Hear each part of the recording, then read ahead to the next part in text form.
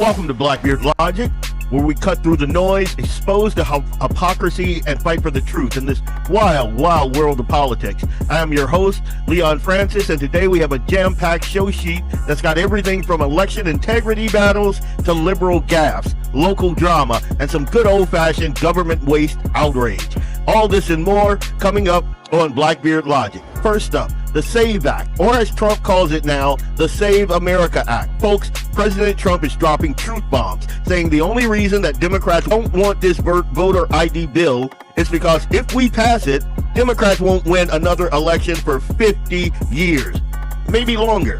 He's threatening to block every other bill until Congress gets it done, putting the heat on the Senate to ditch the filibuster if needed. This is about requiring proof of citizenship and photo ID for federal elections, making it easy to vote but impossible to cheat with non-citizens. Democrats are panicking, understandably, calling it everything from voter suppression to chaos. But Trump's right. Their resistance screams volume. If fair elections mean they lose forever, that's not on us. That is their playbook. Shifting to local North Dakota news, drama. Zibolski is out. Fargo Police Chief David Zibolski announced his retirement yesterday after more than 40 years in law enforcement, with his last day set for March 27th. His tenure was rocky, to say the least. He had a toxic work environment, mass departures, he mishandled cases, unsolved homicides, and that infamous facial recognition fiasco that we are going to revisit. He claims it's a family decision for the grandkids and time and leaving on a good note. But let's be honest, the city is ready for fresh leadership. Commissioners are even frustrated with how the announcement was rolled out. This guy was a disaster. Good riddance to him and all the controversy that surrounds him. And speaking of that fiasco, a whole facial recognition thing. This Tennessee grandma was jailed for 6 months for a crime that she not only didn't commit, could not have committed. Angela Lip, a 50-year-old grandma from Tennessee who had never set foot in North Dakota, never flown on a plane, was arrested at gunpoint while babysitting her grandkids. Fargo PD's faulty facial recognition matched her to bank fraud surveillance with fake military IDs. They hauled her across the country without even interviewing her. They never interviewed this lady. She sat in jail for nearly 6 months until bank records proved that she was 1,200 miles away buying pizza, cigarettes, and using apps. But the charges were dropped on Christmas Eve, but she was left stranded in Fargo. She had summer clothes on. She had no help home, no apology from Zibolski. She lost her home, her car, even her dog. The real fraudster? They're still free. This is what blind reliance on tech without basic human critical thinking looks like. It was a total failure. I hope she sues. Now, more on North Dakota politics. All of our Republican statewide office holders confirmed this week that they are skipping the NDGOP endorsement at the state convention in Minot on March 28 through 29. Incumbents like Attorney General Drew Wrigley, Secretary of State Michael Howe, and others are gathering signatures instead of heading straight to the June primary. With the party shifting right and internal drama, they're saying that the endorsement process is broken and doesn't reflect the rank and file voters anymore. We're going to talk with my good friend Perry Schumacher to say, is this a smart play? Do they take their records directly to the people and skip the convention? Or is this them running away from their constituents? We're going to discuss with Perry Schumacher, host of the Due North Political Podcast. So crossing to New York City, Governor Kathy Hochul stood in front of a black congregation at True Bethel Baptist Church and straight up told them not to stop by the liquor store with their inflation rebate checks. I didn't even know that was a thing. Don't spend it all in one day, she said. Get something you really need. Buy something for the kids. Buy them some food. She even added, sometimes I have to stop by the liquor store too. But the damage was done. Critics call it tone deaf, demeaning and racially insensitive, echoing her past gaffes, like claiming that black kids in the Bronx don't know anything about computers.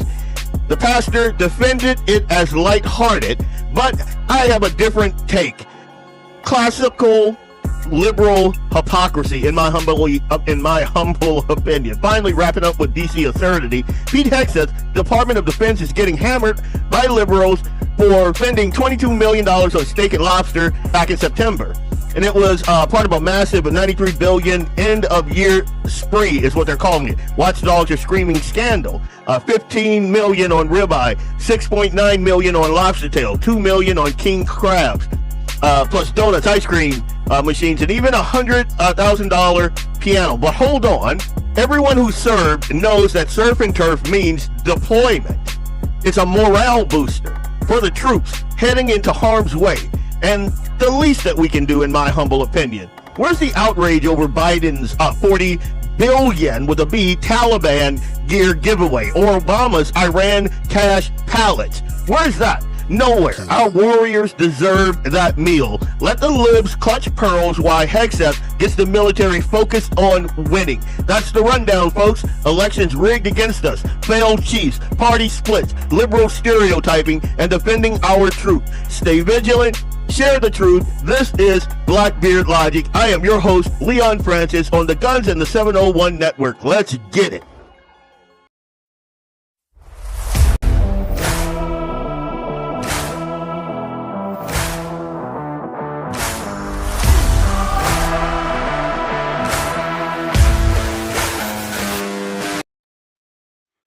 Good evening, folks. It is a balmy Friday here in North Dakota. Fargo, well, not Fargo, North Dakota anymore.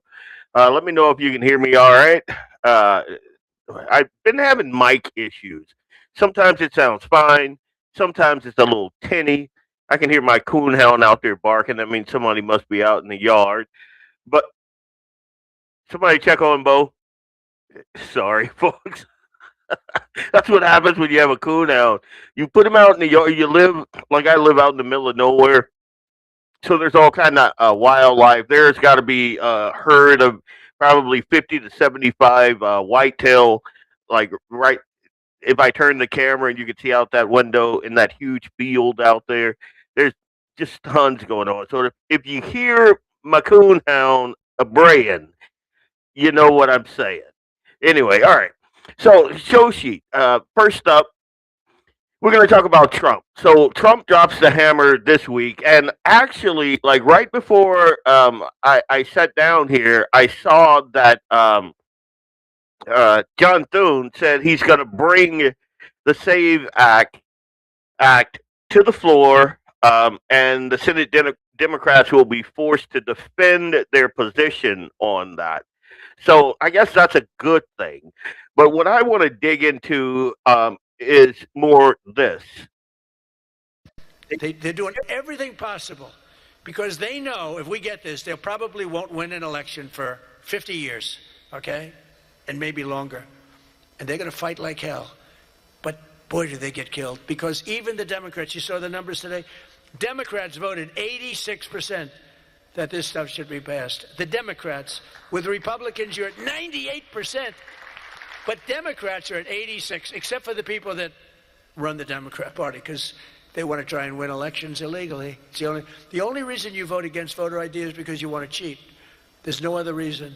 They come up with reasons. They say, it's racist. That's their number one, racist. Then you have to explain it, and they're just sitting there mumbling. They can't explain it. Now, I've said for quite some time that if you are of the mindset that it is racist to require an ID, it means you're a bigot. Because again, we've dealt with this whole Jim Crow 2.0 before. With I forget the who's the fat chick down in Georgia. I forget, but even back then, when they were talking about their own version of election reform, and they were calling it Jim Crow 2.0, and they said that Republicans were being bigoted, and it was like a poll tax and all of this garbage. The turnout for African American voters, for minority voters, actually was at historic highs during that election. So that was a lie. but we all know that. We all know that that's what Democrats do. It's kind of their MO. As a matter of fact, oh, Eli's been messing with my mic. I could see that now. It was down quite a bit. Might have to throw that kid a beating. But anyway, no. But we can see this. We can see what's going on. And like we can also see and understand, because we have the common sense that God gave a cricket, that you cannot disenfranchise, and me and my buddy Perry Schumacher talked about this a little bit on the Due North Political podcast. You cannot disenfranchise the American voter by diluting their voting power by allowing people that are not Americans to vote. And if you don't believe, if you can't draw a correlation between Biden letting in 20 million folks, just flying them on black flights, letting them into the country, they're in every, and again, I keep going back to Barack Obama saying that he wanted to inject color into all too white enclaves of Americana. I can't get that phrase out of my head, because it seems to me that that's exactly what these people have done. And the only reason, because to be clear, this is not an 80-20 issue. This is more like a 90-10 issue, and the 10% are all in Washington. Like everybody that looks at this thing, unless they're an awful or someone like Thomas Riley, and you folks that are on my social media, you know who that is. The only people that are all wee-weed up about this is dyed-in-the-wool liberals. That's it. Everybody else, Republican, Democrat, Independent, they're like, yeah, that makes sense. You should be an American citizen. You should be able to prove that before you can vote in our elections. But the Democrats are fighting tooth and nail, and they project. I'm going to show you a little bit of projection right here. This is Chuck Schumer. Take a look. But their bill isn't voter ID, number one. It is about voter registration. It allows ICE to kick tens of millions of people off the rolls. Now, listen at that statement. Listen at that statement. How can you kick 10 million voters off the rolls if they're legal? That's projection right there. Do you know what diluting the American, that's like 10 million voters diluting the voter rolls. Do you understand how big that is? And Chuck Schumer just admitted that. Democrats have been admitting that they want this voter fraud like for a couple of weeks now. And all you have to do is listen to them. And they're giving you all kinds of anecdotal BS and things that are covered through a racial lens and calling it bigotry because they know that in the past Republicans cower from that kind of thing. But just listen to this guy. He says the quiet part out loud. Off the rolls, and they don't tell them until Election Day. Off the rolls. To kick tens of millions of people off the rolls, and they don't tell them until Election Day, and you show up and you say, you're not registered anymore, you're not registered here, you're not on the rolls. These guys, and I pulled this clip also. This is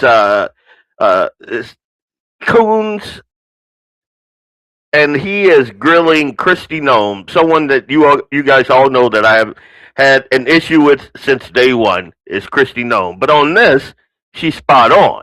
So listen to the projection here.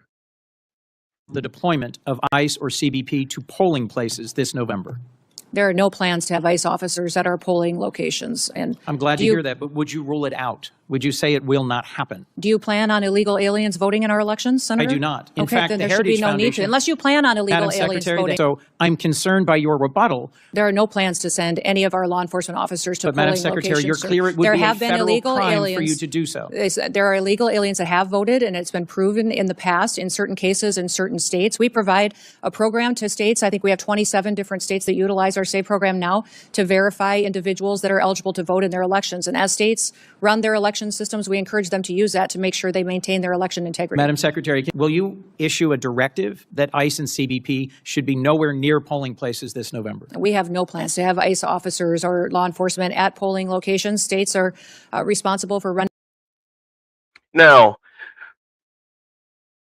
what she said there is perfect. I would have went further.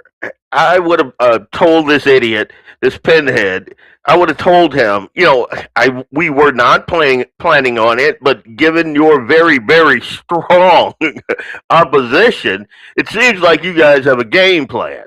And maybe we should have plainclothes. And now he's stating some legal code that says you can't have armed guys but I don't believe that that's true, because even like in a small town like Enderlin, when you go and vote, there's normally a sheriff officer there or that sort of person. But I would, if we don't get the SAVE Act passed, if that's not a thing, then I would have to question every single election going forward, given the fact that there's so much pushback on such a common sense bill like the SAVE Act. Hey, you got to be an American citizen. Now, I have also heard scuttlebutt, and this kind of gives me pause, and you guys let me know what you think in the comments, but I've heard scuttlebutt, but that this would lead to real ID. If that's the case, then we got a problem. I am a guy who understands technology, and it has a healthy skepticism of technology in government hands. But that's neither here nor there. The only reason that these guys do not want voter ID and the SAVE Act, or even I would be, and Perry and I, we spoke about this on the Due North Political podcast. I'm in favor of census reform, but we have to have the SAVE Act, because the Democrats let in, again, 20 million illegal aliens. 20 million. We don't know where they are. ICE is doing its level best, and they are fighting tooth and nail. If you think that these ICE rallies are not orchestrated by Democrats, then I got a bridge to sell you right out back there. If you don't believe that these ICE rallies and protests and all of that are not an orchestrated thing, then you are not living in the real world. These people, and I interact with some of them on social media. These people are not only insane, but they're insidious. They're insatiable. They want power. I remember, and I can't remember the senator that said this. He said, all you guys want is power. And I pray to God you never get it. And I agree with that. If Democrats hold power, and that's what this whole thing is about, it's why they don't want, in the census, they don't want, citizenship being a requirement in the census. They don't want that because, again, and I've made this point before, this is a very old Democrat tactic.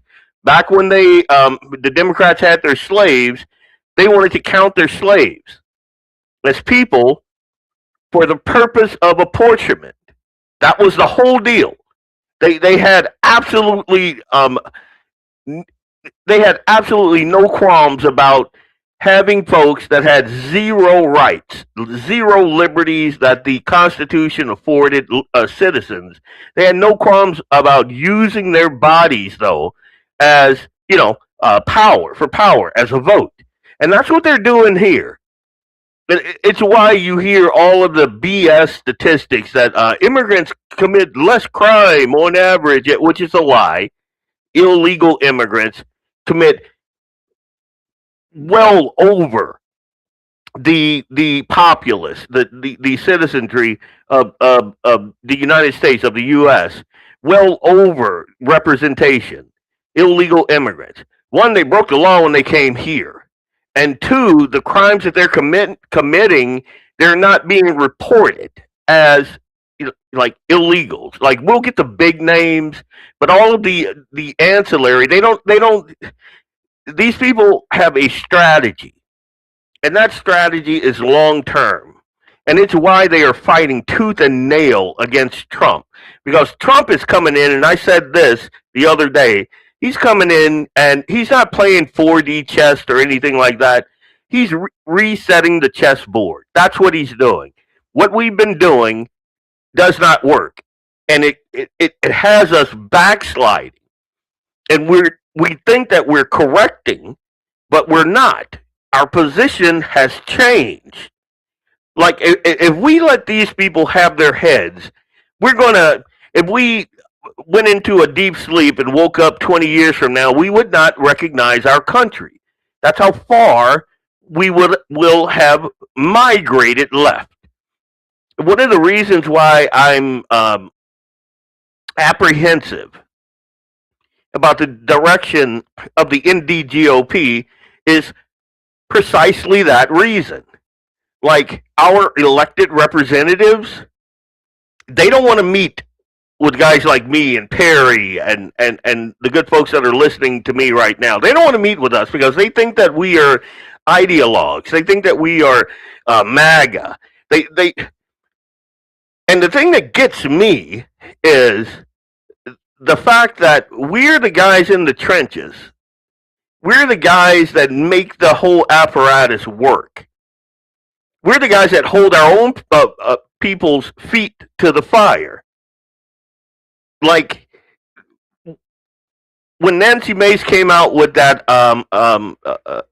bill to see, all of the sexual allegations and the slush fund that was tied to that and all of that, I'm all for that. And the fact that our gal who represents us voted against it pisses me off. So I understand why she doesn't want to come here and face us, because we're going to hold her feet to the fire. And I'm saying that, and I'm not going to get into that. I'm going to talk to Perry about that a little bit. But the fact of the matter is, if we don't hold these people true north, we're going to wake up one day and we will have migrated past the center line, and we're going to be left. And that's just a fact. We're damn near there now. It blew my mind when I saw how many people were coming across our borders during the Biden administration. And everybody acted like we had, what's his face, who had Kristi Noem's position before now. I can't remember his name, but that guy was telling us the border was secure, and we could see that it absolutely was not. So if his version of security becomes the norm, if that becomes the norm, we don't have a country anymore. If the peaceful protest under BLM becomes the norm, then we live in chaos. If sending billions of dollars to terrorists and the biggest state sponsor of terror globally, if sending them pallets of cash becomes the norm so they don't bomb everybody, then we live in a chaotic world. And what Trump is doing, Trump is resetting that whole thing. He's like, so we're not doing this. We're shutting down the border. 0 people are coming in. We're not paying these idiots not to bomb people. We're going to take them out now. They've already, I mean, if we're talking about Iran, and I'm going to only talk about that for 2 seconds, but if we're talking about Iran has been thumbing their noses at America for quite some time. All of the IEDs that have killed our boys, they've been made by Iran. That's who made them. All those IEDs. Every time you see all these little ancillary groups that are like pirates and bombing Israel and bombing, trying to bomb U.S. embassies, and all of that is Iran. So if we're going to sit here with our fingers in our ears and our heads in the sand and say, well, Iran was just peacefully, existing, and we decide, no, miss me, that's BS. It's BS. But it was normal because the powers that be, up until Trump, allowed it. They allowed that to become the normal thing. Now, I've already bloviated well past 25 minutes, and I'm still on the SAVE Act. But I really wanted to touch on that because the only reason to be against the SAVE Act is because you have a dog in the fight. It's the only reason would be that you want those illegals to vote. That's the only reason. There's no other reason to be against it. And I've heard all the arguments, and they're bad arguments. It disenfranchises women. It disenfranchises minorities who don't know how to get a birth certificate or something, apparently. But none of that is true. And what we need to do is bring this thing back to center because it's going off the rails. I mean, seriously, if you want a country, and this kind of ties into the NDGOP, if you want a country where both parties are saying that little boys can be little girls, let's keep doing what we're doing because that's where it's going to go. Because if nobody is holding our party's feet to the fire and saying, no, we don't do this. No, we don't do that.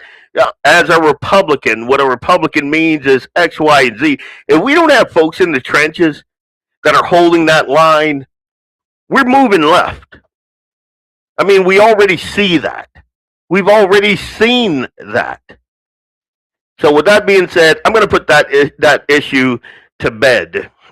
May Dorcas. Yep, you're right about May Dorcas. Oh, leave it to my comments, man. They'll straighten me out. All right, let's go to Zibolski. We all know this guy, right? I've had issues with this guy. This is the outgoing Fargo police chief, and my sentiments is the guy in the Atlanta Braves hat is F that guy. This guy he's a horrible person. And I'm not going to say that. I'm not going to say he's a horrible person. He is, however, a very bad police chief. I knew he was bad when I saw him taking a knee with BLM. I can't understand how you could be a police chief. And this is something else. You see how they changed the Fargo police cruisers? It went from sworn to protect, dedicated to serve, to built on trust, accountability, and inclusion. Does that sound familiar? All that is DEI. All of that is under this guy. Here, and I got some, here, give me 1 second, get my notes here. So under this guy, like, just a ton of bad policies. He's just, this guy couldn't run a lemonade stand. Like, when he grabbed the mantle, by August of last year, 50 officers had resigned under his leadership. And that's per city data via open records request. In 2022, reports showed that 35 plus resignations, retirements since he started. This is him, doing the whole BLM thing since he started. And the exit interviews, 35 plus of them alleged a toxic work environment, low morale, lack of leadership, and Zibolski viewing local officers as bumpkins needing to be fixed. Yeah, what the guy in the Braves hat is saying. Yeah, F that guy. Former officers from his prior role in Wisconsin allege similar patterns, high turnover, 30 plus left due to him, and lack of leadership putting lives at risk. So why Fargo thought that this guy would be a perfect fit, I don't know. The exact same thing that he was accused of in Wisconsin is the exact same thing that our officers in Fargo accused him of. So there was a pattern, and it was demonstrable. We could see it. This is what happens when you have liberal city leadership. All they saw was this guy on his knees, hands raised, and praised to St. George Floyd. That's all they saw. That's all they needed to see. It didn't matter how bad a leader he was. And we see the results of this. We see this guy telling us that Fargo is totally safe. I mean, we've had calls for his resignation back in 2020. Commissioner Dave Pepcorn called for immediate removal after anonymous letters and turnover reports. So the things that I just read to you, officers leaving, the exit interviews, Pepcorn, to his credit, said, yeah, this guy's got to go. In August 2025, after 2 deadly downtown shootings, Commissioners Pepcorn and Michelle Turnberg, here, I got to hit my, give me a second. Michelle Turnberg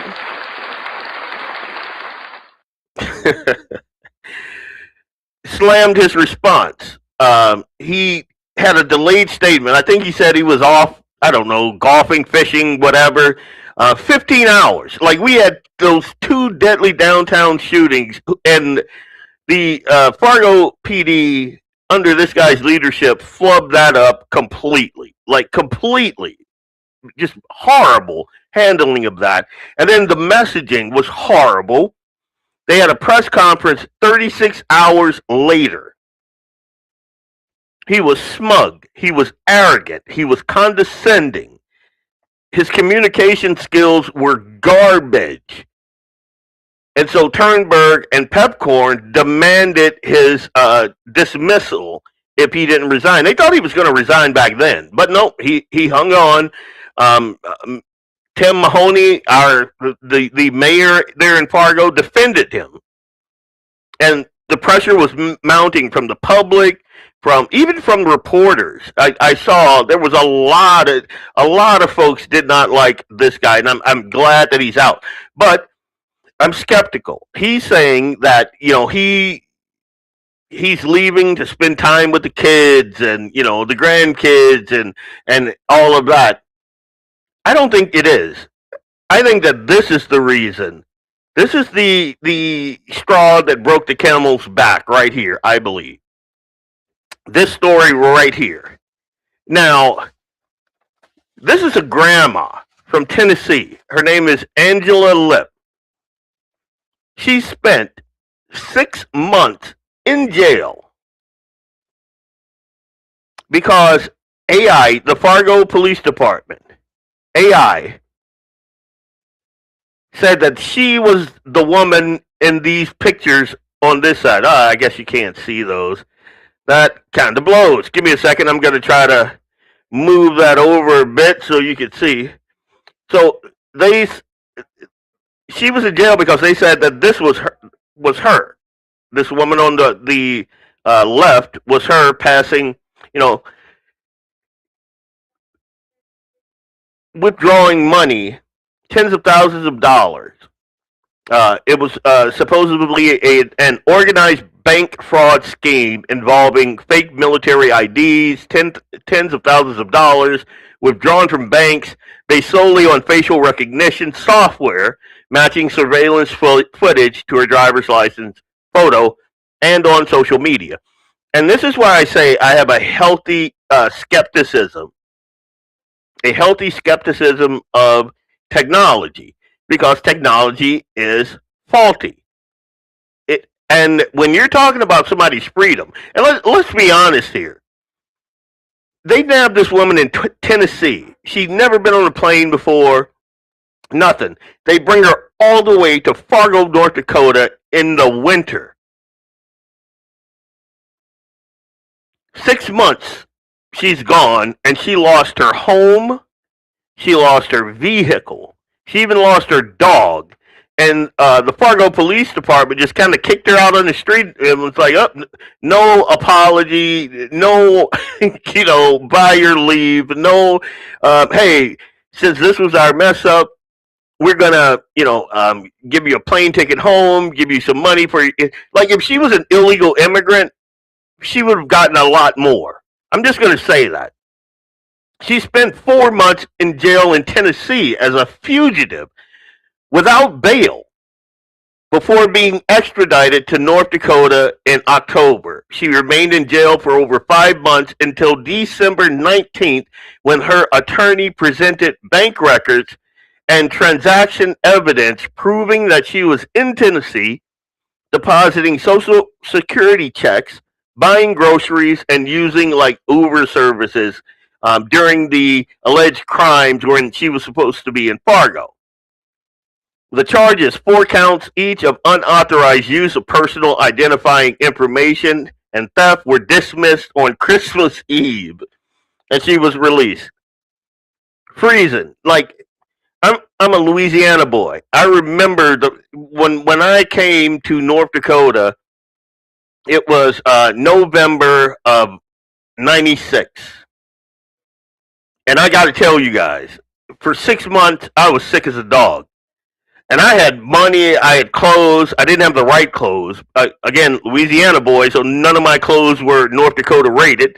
But I could imagine this woman getting picked up in Tennessee 5 months prior and then being released in December in Fargo, North Dakota. Like, my God, that just, like, you would have thought an officer there would have had a heart. You would have thought that Zibolski would have said, yeah, we got to make this right. Now, I hope this woman sues. And the thing that sucks is the city of Fargo is bankrupt. So I don't know how that's going to play out. They're $1.3 billion in the hole. So I don't know. But there you go. So she was released, but left stranded in summer clothes, no police assistance for travel home. Local attorneys and a community member, I think the guy over the F5 project, helped her get to Chicago and then got her back to Tennessee. Like, cases like this, they heighten my concern over reliance on like facial recognition. Without, like, if the only piece of evidence that you have, corroborating evidence, is technology, like facial recognition, I don't think that you should be, thrown in jail. I think that police need to do some actual police work before they just kind of sit back on, well, AI, facial recognition. I think that you should have to have more. Again, the person that committed these crimes is still out there. So they haven't found that person. But this woman, she lost her job, her home, her car, even her dog. And all of her bills are just piling up because she's in jail. Again, I'm not a sue happy person. But I believe that she is owed. I believe that she is owed. And I believe that Fargo shouldn't have to be drug kicking and screaming to pay this woman. I think that there should have been a good faith effort to put her right. And since there wasn't, I think she should go for the jugular. I really do. And it kind of sucks, again, because Fargo is $1.3 billion in the hole, but, that's what happens when you let liberals. And again, this is the main reason why I am the way I am, is because I understand. I've lived in cities that are run by liberals. It's never good. It's never every place I've ever lived that was run by liberals or progressives were garbage dumps. They were crap holes. And unfortunately, that's what's happening to Fargo. I'm going to hit this commercial break, and we will be back right after this break. You would think that I would be better at this by now. But oh, come on. There. Hey, it's Leon Francis from Blackbeard Logic on the Guns and the 701 Network. I'll be right back after these messages from our sponsors. Stay tuned. When you want it done right, go where lemons go. Kalen's Auto Service, owned and operated by Kalen and Misty Foss, lifelong locals with over 25 years experience. From modern rides to classic restorations, they can handle it all. Top quality work, fair price, and honest hometown values. Located just one block south of Highway 12 on 6th Avenue West in Lemon, Kalen's Auto Service, serving you with all your auto repair needs. LAUER Auto Repair, located at 309 South Washington Street in Bismarck, North Dakota. Give them a call at 701-258-6308. The team of mechanics at LAUER Auto can take care of any problem your vehicle is having. And when you do business with LAUER, you can be assured you're doing business with a pro Second Amendment America First repair shop. There are plenty of other auto repair shops in the Bismarck-Mandan area. But why take a chance at patronizing a shop that might not have your beliefs at heart? Make no mistake. Make no mistake. LAUER Auto is your pro Second Amendment repair shop. When you talk to the guys at LAUER Auto, don't forget to tell them that you heard they are a sponsor of Guns and the 701 and that you appreciate their support of our pro Second Amendment, pro North Dakota live stream and podcast. That's LAUER Auto Repair, 701-258-6308. 701-258-6308. Located 309 South Washington Street in Bismarck, North Dakota. Come on, no! Welcome back. It's Leon Francis with Blackbeard Logic on the Guns and the 701 Network. Let's get it. So I'm going to call this segment Cutterbuck. And on my social media, I had a post that basically said that. In this segment, I'm going to bring in at the top of the hour my buddy Perry Schumacher, host of Due North Political Podcast. I'm one of the guys on there. It's four of us. Perry is a very, very long time political activist in I think he's out in West Fargo, but like the whole North Dakota Tea Party caucus, that was Perry, me, Perry, and Mike, and like a bunch of patriots. And I guess folks called us extreme way back then. And that, I am sick of that. The reason I call this segment Cutterbuck is I think, hey, Bo's going off again. Somebody go check on him. That dog, oh, I cannot wait till it's, warm out. But anyway, maybe I should get him a girlfriend. Get some of that pent up frustration out of that kid. But anyway, this cheeses my grits. These people, I remember way back when we were doing the whole Tea Party thing, people called us extreme. And I can't fathom that. Like, the people that are sitting at home that don't lift a finger to make sure that the people that are representing them actually have some scruples about them, those are the people that are throwing arrows at us. And then the folks that we elect that use the party apparatus to get where they are, now they want to say that we're extreme. They want to say that we are too populous, apparently. That we're out of touch with the rank and file voters. that we're too chaotic. I agree with Matthew Simon. He says that's shameful, and it is. Folks like me who have been a part of the North Dakota political scene for quite some time. I was district chair. I've been a delegate. I've been on the not the rules committee, but the committee that kind of sets our planks. I've been involved in that, and so to hear these people say that, well, you're too dirty, or you're too, whatever phrasing, you're too MAGA. They don't want to talk to me. And here is the hard truth right here. I'm just going to tell you. I'm just going to say it. The truth is, they don't want a thinking populace.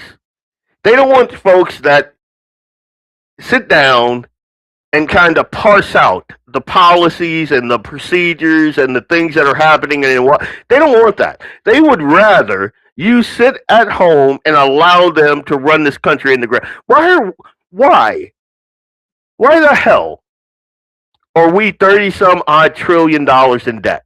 Why? If these people are so irresponsible, there's a reason for that.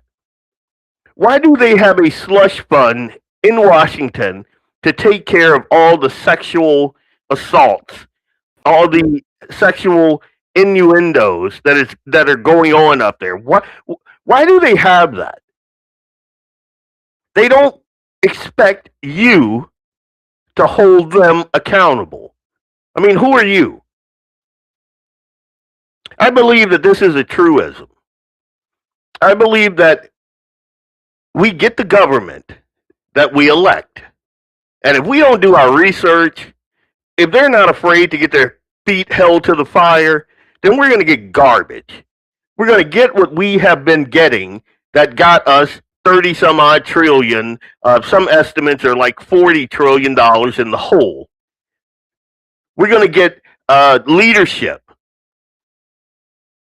that try to control us like they did during COVID. We're going to get leadership that allows open borders. We're going to get leadership that allows terrorists to come into our country. We're going to get leadership that has gas prices through the roof like they have in California. Because why wouldn't they? Why wouldn't they? If they're not afraid of us, and listen to me when I say afraid, I am afraid of my Lord and Savior Jesus Christ. I'm afraid of displeasing him. I'm afraid of disobeying him, which is why I try to do my level best, and I'm not perfect, to do what he says and to follow the plan that he has set out for us. So when I say afraid, that's the context. Not afraid that, we're going to be violent or anything like that. That's not where I'm going with that. But they should have a healthy fear of their constituents. Like, there are some of our representatives that won't even do a town hall because they don't want to face and we all know who I'm talking about. They don't want to face hard questions. They'd rather just go in front of a camera, cheese a little bit, throw out a couple of sound bites, go, yay, Trump, and be out the door. They don't want a guy like me saying, hey, wait a minute. Hang on a second. Let's talk about this issue. Why did you do this? Why did you vote this way? Why did you not vote that way? Like, break it down for me. Make it make sense to me. They don't want those conversations. They want you sitting on your couch voting for the R. And that mindset is going to get us what we've been getting. Now, I am going to bring my good friend Perry Schumacher into the conversation. How you doing, Perry? Good evening, Leon. Good evening. I am going to also, and I edited this just for time, Chairman Simon's speech. It's about 4 minutes. So I'm going to play this just so the folks have an idea of what we're talking about here. Here we go. I'd like to read some prepared remarks. and then I'll open the floor to Q&A and we can have some open dialogue. Later this month, Republicans from across North Dakota will gather in Minot for the 2026 NDGOP State Convention. Our convention is where Republicans from every corner of the state come together to discuss the future of the party, hear from our candidates, and set the tone for the important elections ahead. The theme of the 2026 convention, Strong Roots, Bold Future, reflects the foundation and direction of the North Dakota Republican Party. For generations, North Dakota Republicans have been grounded in the values of hard work, of faith, family, and individual freedom that have shaped communities across the state. Those strong roots continue to guide the party today as Republicans look ahead with confidence, focusing on policies that support the economic engines that drive commerce, protect our liberties, strengthen local communities, and prepare the next generation of leaders to carry North Dakota forward. The values that draw North Dakotans to the Republican Party must be reflected in deeds, not reduced to talking points during election season. In a few weeks, delegates from all reaches of the state will gather to participate directly in the process and help determine the direction of the Republican Party of North Dakota. They will hear from inspiring speakers. They'll be afforded fellowship opportunities. They'll be able to engage in robust deliberation and elevate the voices of those whom they represent to ensure that the values of the North Dakota Republican Party continue to guide us and our state as we move forward with the 2026 election cycle. Our speaker lineup includes Steve Deace, a nationally recognized commentator known for his bold insights on faith, culture, and American politics. His keynote will deliver a thought-provoking look at the battles shaping our nation and why our engagement matters more now than ever. Additionally, we will host Casey Crosby, co-chair of the Republican National Committee, Royce White, Minnesota senatorial candidate, and Tim Young, comedian and political commentator. The planning of this convention began immediately after the state committee meeting in spring of 2025. Progress, including the scheduled dates, has been shared at the monthly executive committee meetings. The governor, senators, and congresswoman are all members of this committee and have been informed throughout the process with an opportunity for feedback if a conflict had been apparent. We believe that serious issues deserve serious participation, and we've done our utmost to facilitate that participation. Unfortunately, some of our elected officials have chosen to disregard the roughly 1,000 delegates who are looking forward to hearing from them at the convention, and the hundreds of thousands of North Dakotans whom those delegates represent. The Republican voters deserve better than that. We'll continue to work to protect the integrity of the convention process so that our elected officials, both here in North Dakota and in Washington, are elected by informed voters and not by checkbooks. We're looking forward to welcoming delegates, volunteers, and supporters to Minot on March 28th and 29th for what will be an exciting and important. So I'm going to pause it there. It goes on for another minute. But there's a couple of things in that statement, and I kind of alluded to them, Perry, before you joined me.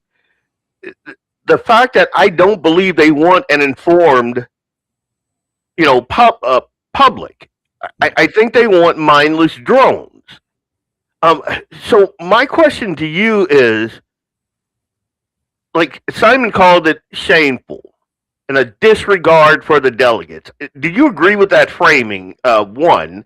And what does that say about them pushing back so publicly? Well, I think we go back to 2009 or so, and it's Bizarro World. It's a Seinfeld episode now. Everything has flipped 180 degrees. Okay, by people more effective at it than I ever was way back in 2009. But when we first started showing up, there was 7 people there, right? And they liked it that way. It's easy to control 7 when you have 7 sheep there and you get voted in as a district, endorsed by your district. And people started getting involved, and then COVID hit. More people got involved because of the way the state government reacted. And now tons of people are showing up at district meetings, and the establishment can't stand it. It's not, you can't control that many people anymore. Now it's endorsement versus nomination. The districts versus the primary. It's advocacy versus self-interest. Neither person is wrong. It's not illegal either way. But to deny that it's not it's turned into a big mess is what it is. And it's just unique to me how it turned into it's flip-flopped 180 degrees. Now it's the conservatives that have control of the party, or are darn near taking control of the party. And it's the establishment Republicans that are rebelling. It used to be the exact opposite of that. We figured out their game. The same things they accuse us of, we accuse them of. It's just roles reversed. So it's whatever side your bread is buttered on, I guess, is where you come down on it. They call us extreme. Yeah, then they get into those things. You saw with John Cornyn in Texas too, right? Everybody's a radical. If you're not for the incumbent, you have to be a radical. Yeah. You know what I mean? I call it's Coke versus 7-Up. We just want variations of Coke. You can be Diet Coke. You could be caffeine-free Coke. You could be Coke Zero. Just don't be 7-Up. Right. We're not voting for 7-Up. We want Coke. Right. And I guess I'm probably not very clear on this. Can they run as Republican without using the party apparatus? And that's the thing that gets my rub. Okay, let's look at the presidential election, right? Every 4 years, there's only one Republican that gets to run as a Republican, right? He has to be nominated by every state in the country, right? But North Dakota has this stupid laws that the legislature created once upon a time, and it can never be changed because it's too big of a split. It can be done in the legislature, but there's too many people on each side to ever get it accomplished to change it. It should be like the presidential election. You only get one R on the ballot and you only get one D on the ballot. Anybody else can run, but you don't get that label behind you. And we don't have that right now. Anybody can run it as an R. I can get 300 signatures tomorrow, and without anybody checking, I call myself a Republican and I'm a Republican. It's like racism, Leon. If everybody's a racist, then nobody is. You're right. And if everybody's a Republican, then nobody's a Republican because the word doesn't have any meaning. You can do that. You can find the biggest Democrat in the state. He's just got to check the R box and get 300 signatures, and he's on the ballot as a Republican. It should be changed to if it works for the president, it should be good enough for our state. Agreed. I listened to Rick Becker and Jeff Magrum highlighting, the long-standing divides between ideological conservative and the more pragmatic moderate members. I would use different terms, but those are the terms that they use, with moderates taking their ball and going home. In your view, is this like a healthy tension, or is it damaging the party's ability to win elections? And specifically, if we're thinking about the elections in June, how do you think that this harms our chances in June? No, I think the Democrat Party is so ineffective, but there's plenty of Republicans in those moderates. There's people that are Democrats. If they had to run in Minnesota, they would call themselves a Democrat because that gives them the best chance to win. They just use it as a way of convenience because that's what you have to be in our state.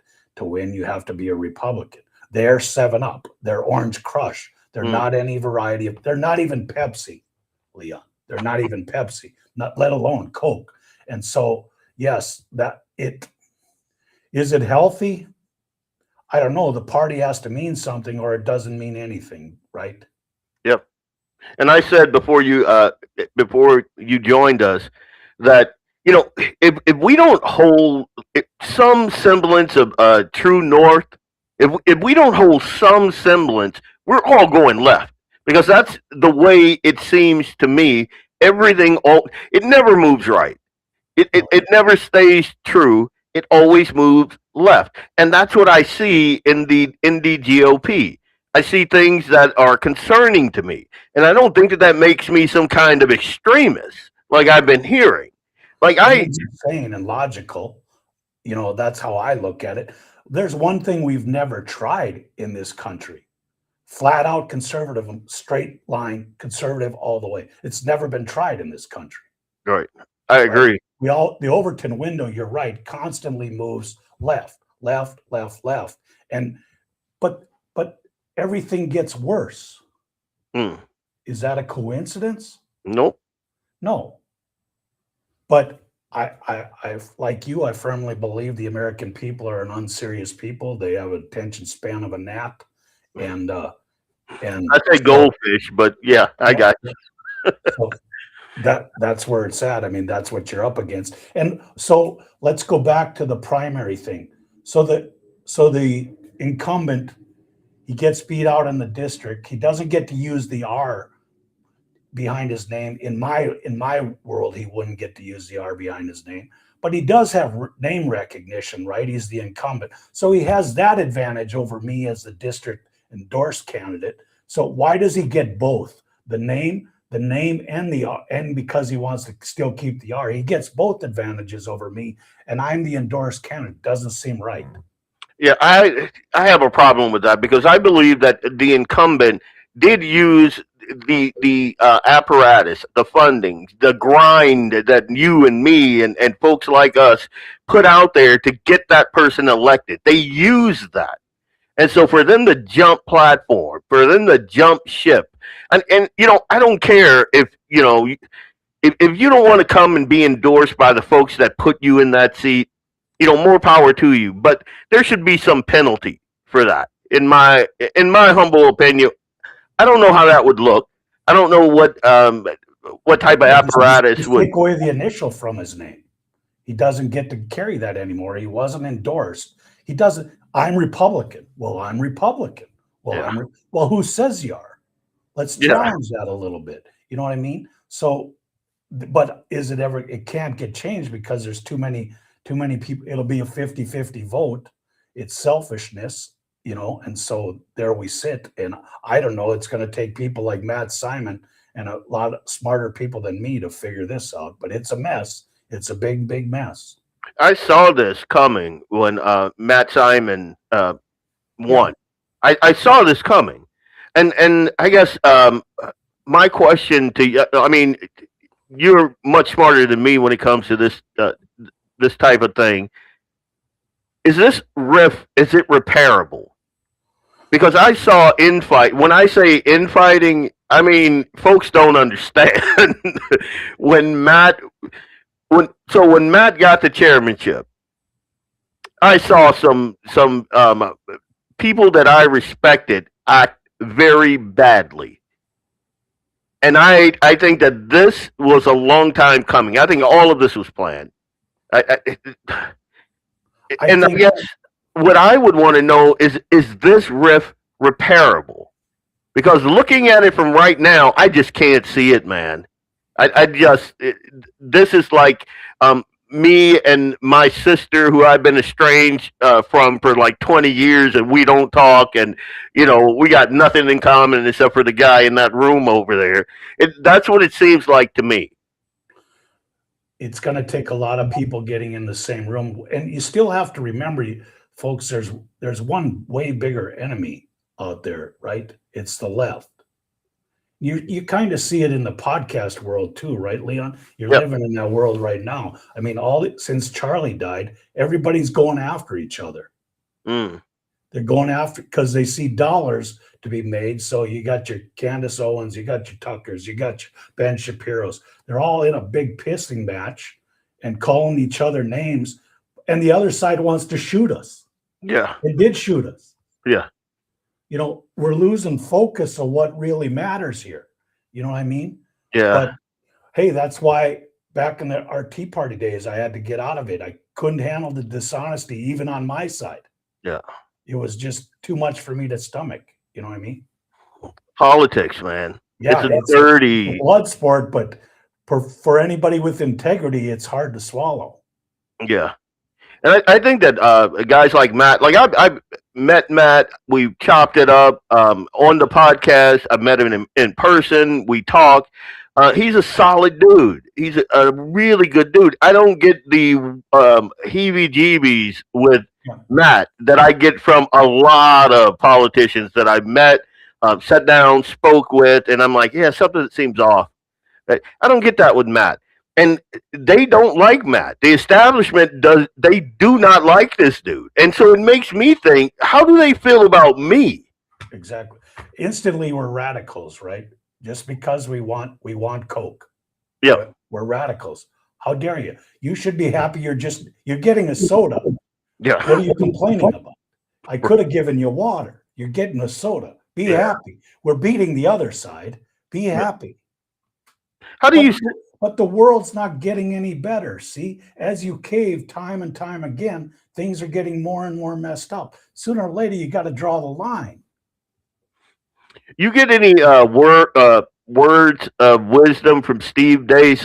Perry interviewed Steve Dace a couple days ago. Was it what it was this week, right? Was last week Thursday, so a week ago from yesterday. And Steve Dace is probably one of the smartest guys. I mean, I listen to him religiously. One of the smartest political minds, especially to be as young as he is. And when I say young, I think he's like 50, right around there. But he obviously sees the rift in the conservatives versus the GOP. He talks about it all the time. Did he give you any words of wisdom on how we get this thing back on track and moving forward?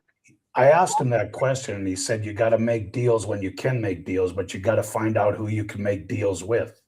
And that's why you give them something, and then you ask for something back. And if they say no, well, then you know that guy's just playing you. You know what I mean? The one thing that people need to know about Dace was like Charlie Kirk. They actually walked the walk. They went out there and caucused and knocked on doors and got voters. Dace got a Supreme Court justice in Iowa thrown out. Yep. That doesn't happen all the time. He rather than just sitting behind a microphone and talking about it like so many of these people do and say, you should go out there and do this. Dace and Charlie Kirk went into the den of the pagan. Yeah. You know what I mean? So they walk the walk. They do what they talk about. They don't just tell you to do it. Yeah. And there's something that's got to be said for that. I used to say that about Rush Limbaugh. If Limbaugh or Sean Hannity back in the day would have endorsed one or two conservatives, that would have carried a lot of weight. Yeah. Instead of just slamming John McCain, how about endorsing his challenger? When you look at folks like me, and like you, and like so many grassroots people that I know, what do you tell people like us if you have us all in the room and we feel dejected, we feel tossed aside, we feel maligned because the folks that are supposed to be representing us don't really like us? They just don't. What do you tell people like me who will go, you know what? Why put any sweat into this thing? I'm not going to take any credit. I had to get out of it for a while, but there's strength in numbers. And the people that are involved now in the districts, they've been successful. All of a sudden, we've got them running from us. Okay? It used to be the other way. We were knocking on the door. Now we're throwing them out the door, and they want to be left back in. They're holding on to the handles saying, no. They're on their last legs. You know what I mean? Now we got term limits passed. This doesn't go forever, folks. The party's over. The party's over. The 86-year-old Judy Lee, you're at the end of the line, lady. You're at the end of the line. Oh yeah, that's been a burr in my saddle for a very long, and I know she's been a burr in yours for a very long time. What statewide incumbents? What message would you give to them if you had them sitting in the room, and you're trying to be the arbiter of peace? What would you say to them?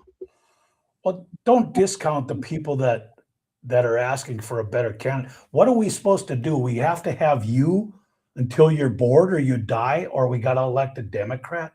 Can't we have a challenger? Then go to that district meeting. You may lose, but be a man and stand up and make your argument of why you think you're the better candidate. don't run straight. You still can go to the primary, but stand up and make your argument. Leon, we had in District 13, we had a picnic this summer for District 13 Republicans. For District 13, and the three current serving Republicans didn't show up to their own district Republican meeting because it was the wrong kind of Republicans. Can you imagine me or you not showing up because we're intimidated? What are you, nuts? Yeah. Stand in there and take the fire. 50% of the time the people are not going to like you. That's part of the job. Yeah. You got to take the heat. You can't just run to friendly. You can't run to AM 1100 every day and get friendly fire. You know what I mean? You got to take some heat once in a while. I do. I 100% understand that. And again, I compromise. I compromise on a lot. I think I'm right 100% of the time. My wife tells me it's more like 15, 20%, but you stick it out. She's probably, yeah. But I'm not going to agree with you 100% of the time. That's just not a thing. But I have tons more respect for you if you sit there, you argue your point as passionately as I argue mine. Yes. Because in the absence of that, you look at me like a drone. I got to vote for you because of the R. That's not an it's like the COVID thing all over again. You don't want informed consent. You want compliance. You want that mindless drone that's going to do exactly what he's told when he's told to do it. Jump. How high? That sort of thing. They want 7 people at the district meeting, and then when it comes time to knock on doors, how am I supposed to go out and work for you then? You won't even talk to me and hear a different point of opinion. Once in a while, Leon, when you go to the restaurant, they don't have Coke. You got to order Pepsi, right? Or vice versa. So sometimes we lose in the argument, and we got to take the best we can. But these people are running from the argument. I can't imagine a grown-up that wants to be a leader running from a fight. Yeah. But that's what Republicans do, right? We just lose more slowly. Yeah. Been doing that for a generation. Just lose slowly. Yeah. Yeah, and I've made that point before also. It seems to me that when Democrats have the power, they are just balls to the wall, man. They don't care. It could be the craziest. I mean, we've already seen it. I mean, we saw it under the Biden. It's only going to get worse, right? It's only going to get worse the next time. And we're afraid to just call somebody out on our side. Like, we don't even do that. We try to play with kid gloves, and while these people are beating the hell out of us. We got 20 million illegals under Biden, and we still got Republicans that are wishy-washy on the SAVE Act. Like, come on, guys, glove up. Glove up. I'll use a Dace argument from yesterday. He said, if you're going to sit there and explain to your audience, well, the Senate procedure doesn't allow us to do this with the SAVE Act and stuff like this, you've already lost, dude. You've already lost. The people don't care about procedure. Yeah. They want results. Yeah. Look at the airports this week. Yeah. The lines are out. I got to travel in the next couple of weeks. The lines are out the frickin' doors, 4-hour lines for something nobody can explain, that the Democrats are shutting down you know what I mean? Stupidity like this. You think you're winning. Nobody's convinced other than your lemmings, but the public has to suffer for it. And like you said, 20 million people. So you can't make it sure that only American citizens can vote because you got some sort of procedure in the United States Senate, but 90% of the public wants it?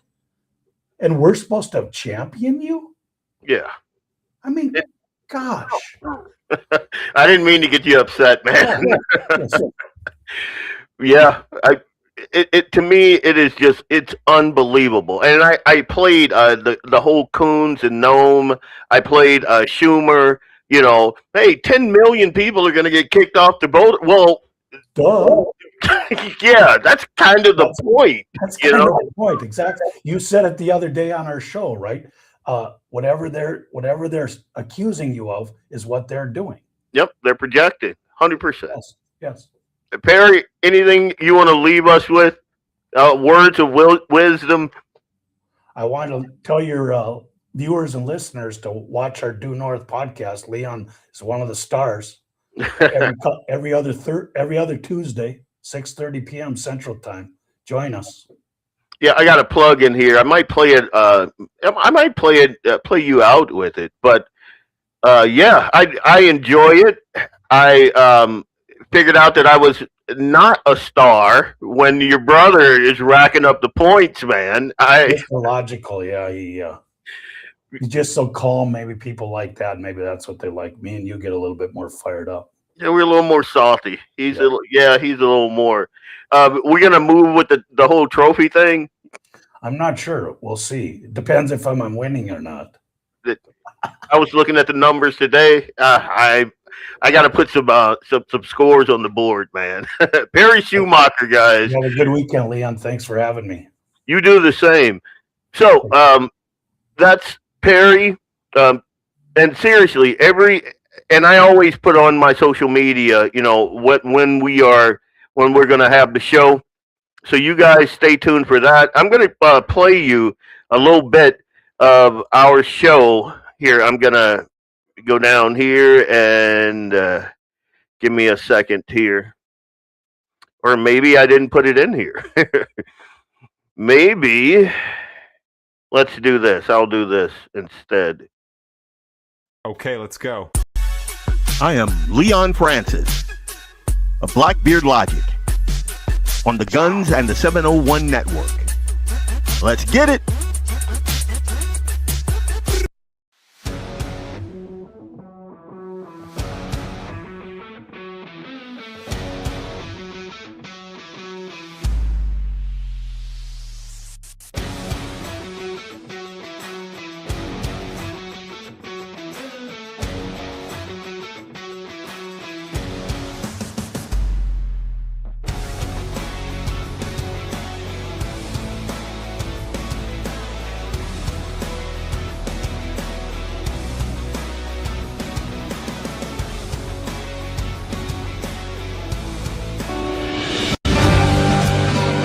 Brand LLC, raising and training tomorrow's barrel horses right out of Bismarck, North Dakota. Tracy and her family are great American patriots who not only support the Second Amendment, but they also promoted what you're looking for, top quality barrel horses. Go ahead and give Tracy a call at 701-471-6629 and tell them Guns and 701.com sent you. That's Anvil Brand LLC out of Bismarck, North Dakota.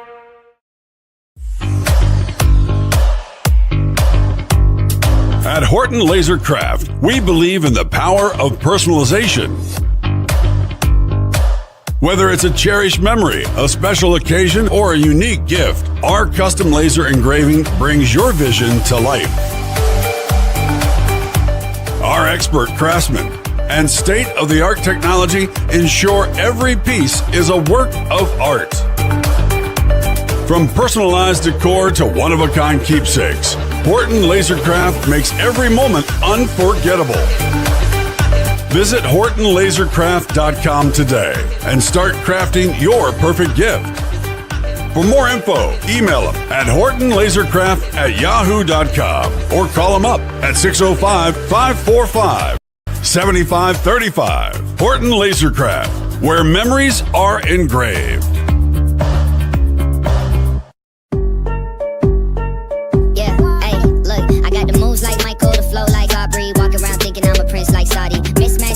T-shirts tucked in, know my worth, can't tell me nothing. White Nikes, albino, can cop my stilo, head to the top, bottom line is a motto. Welcome back. It's Leon Francis with Blackbeard Logic on the Guns and the 701 Network. Let's get it. Yeah, Jamie, I know. I gotta go through my commercials, and yeah, that was an old commercial. Now that I'm thinking about it, Alex Balaz is in the house, so that's pretty cool. Yeah, and I know Alex is going to show up because he's cut from a different cloth, which is why he got my vote at the last convention, and he will get my vote this time around. and I'm just going to kind of wrap this segment up by saying my whole Cutterbuck motif that I'm running with now. Cutterbuck. That's either you run with the Republicans, with the grassroots that put in the sweat equity, that ground it out, that stay on that grind for the NDGOP, or you cut it loose. Grab the eye. Cutterbuck. Period. That's where I am. All of these incumbents that bailed on the convention, every statewide Republican office holder skipping the Minot endorsement, saying that we're too populist for them now. I say Cutterbuck. In my humble opinion, you're a rhino. I don't. That is not a mindset that I am comfortable with. If you're going to represent me, that's not what we do here. Cutterbuck, and I think that Alex, I think he's cut from a different cloth, and I think that's why they fear him so much. I think that's why they fear people like Matthew Simons, Steve Dace, Royce White, folks like that. I think they want those go along to get along guys. I think they don't want an informed electorate. They don't want that. Like, our types tend to think for ourselves. We see things that are wrong and we call them out. Even if it's folks that are on our side.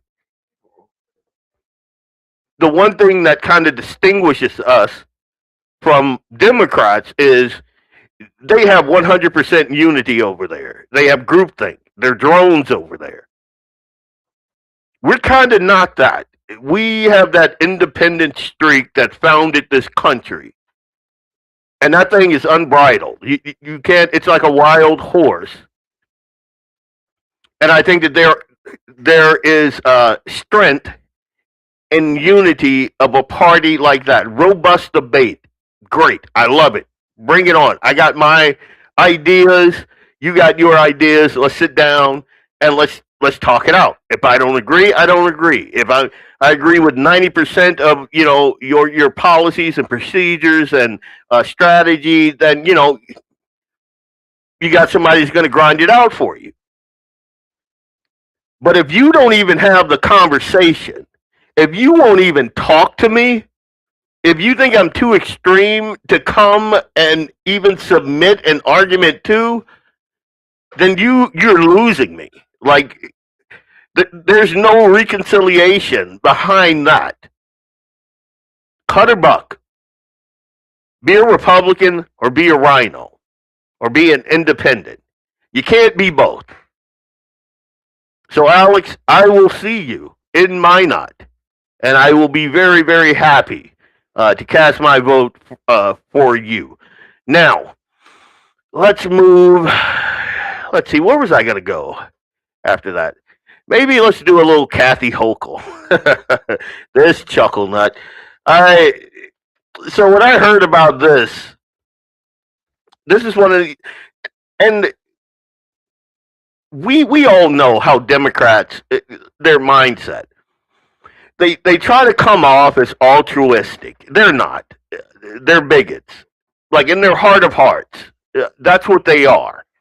And this woman, and understand when I say awful, I know a ton of folks aren't familiar with that term, but it's a fluent white lady, usually liberal.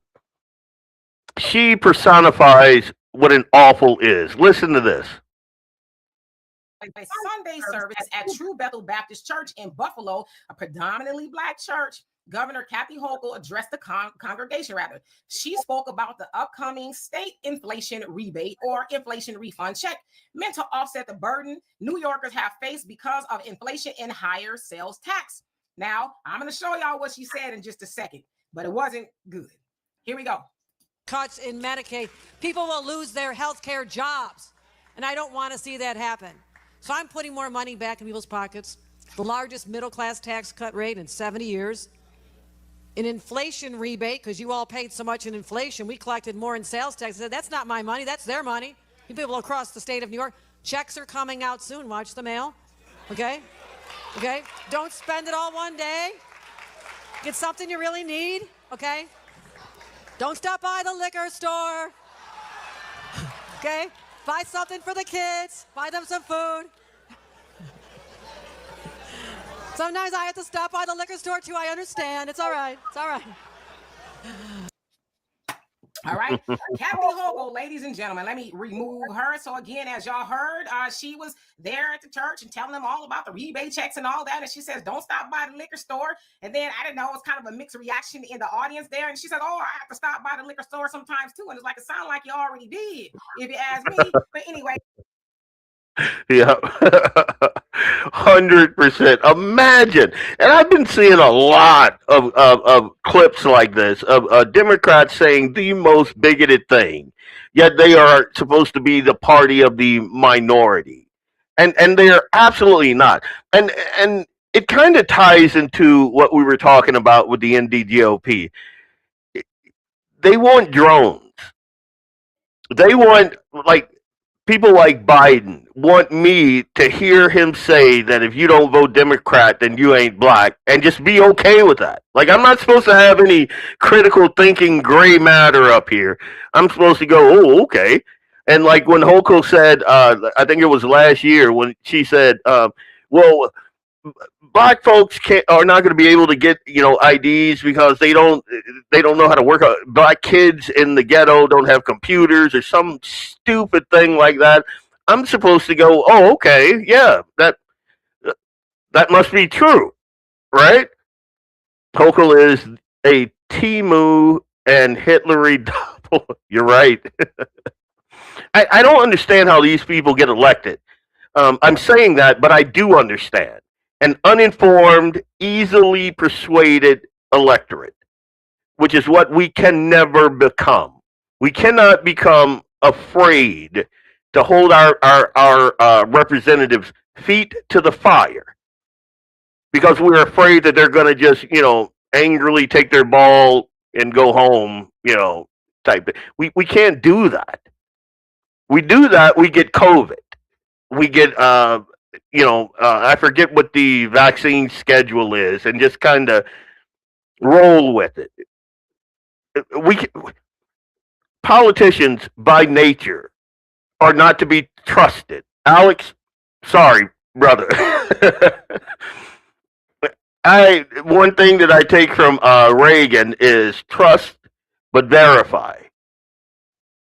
And if I can't even get you in a room to talk to you because you're cutting and running, count me out. I'm out.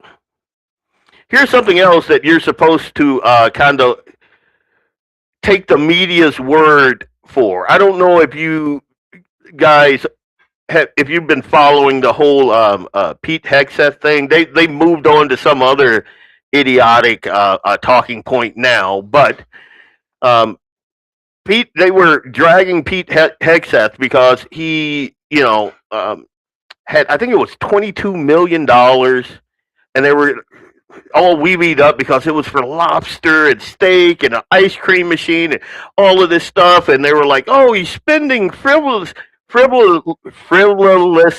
Jesus, I can't even speak. What's going on, man? But I want to hear. I want you guys to hear Scott Jennings talking about this. Here we go.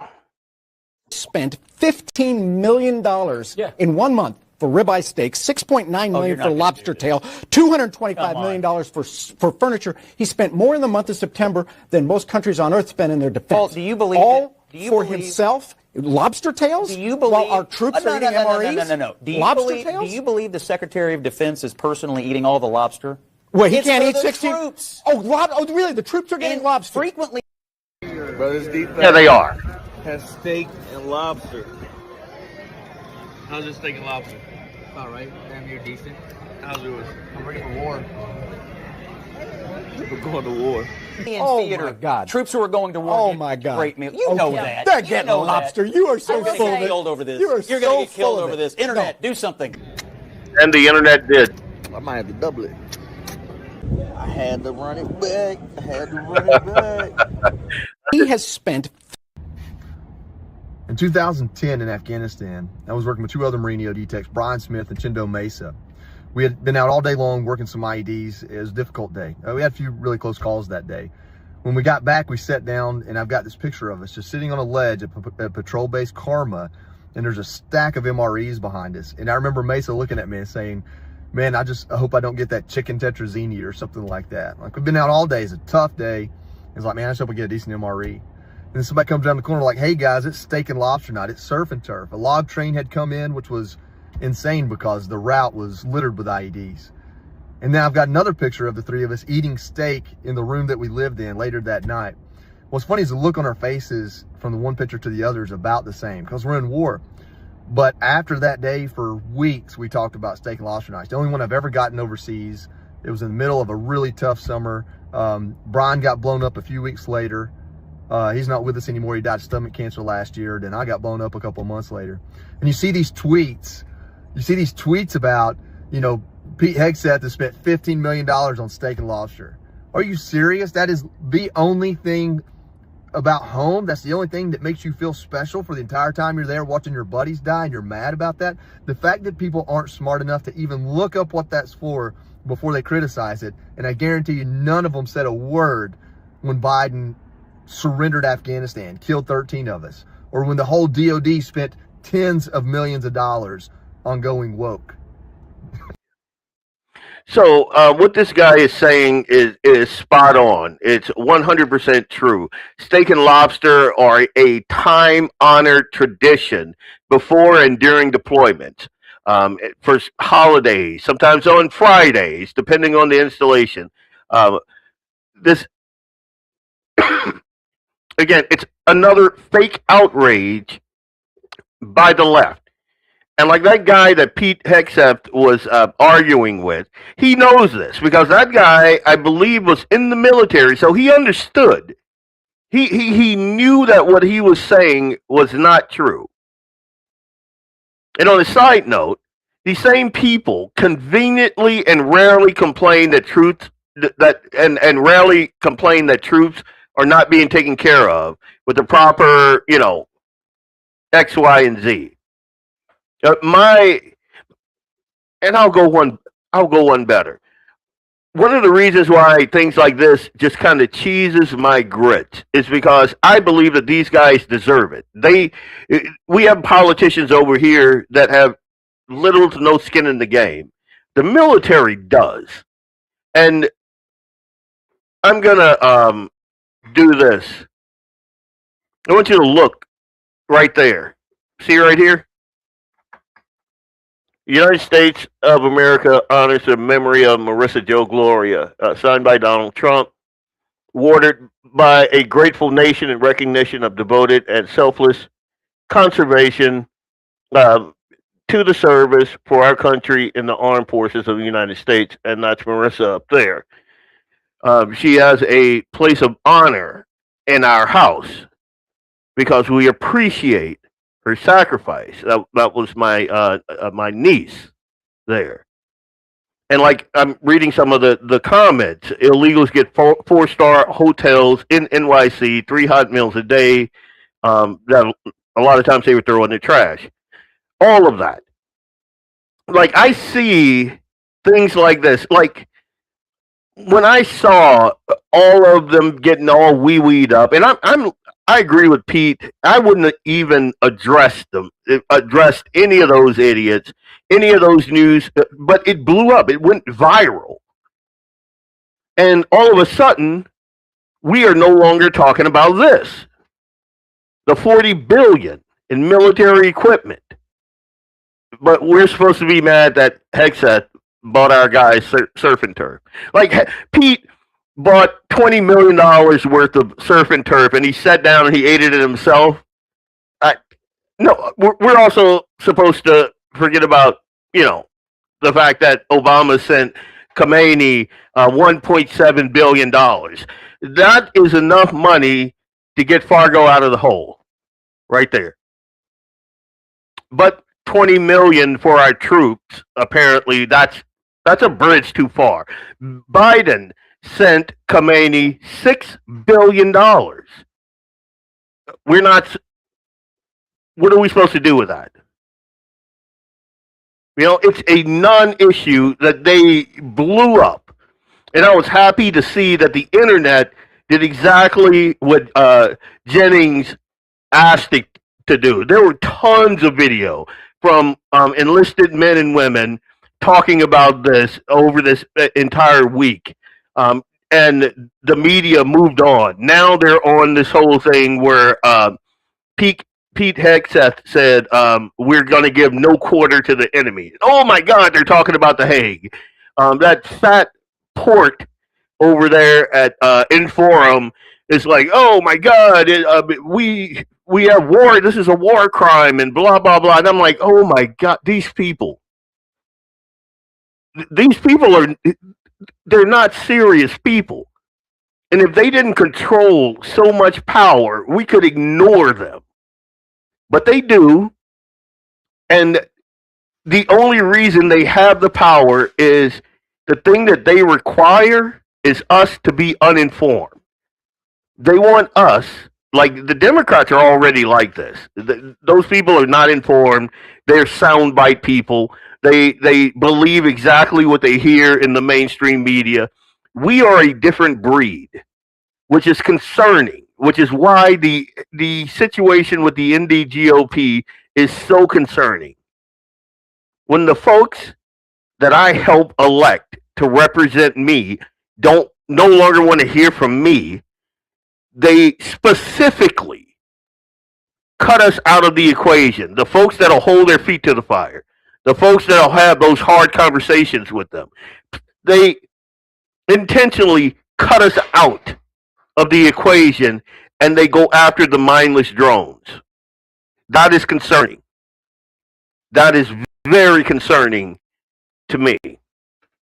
All right, I'm going to do something that'll make, and how could we forget about this little gem? Ilhan Omar's net worth increased from $65,000 to $30 million in 3 years. I'm going to let you guys sit with that, and we're going to run this commercial break.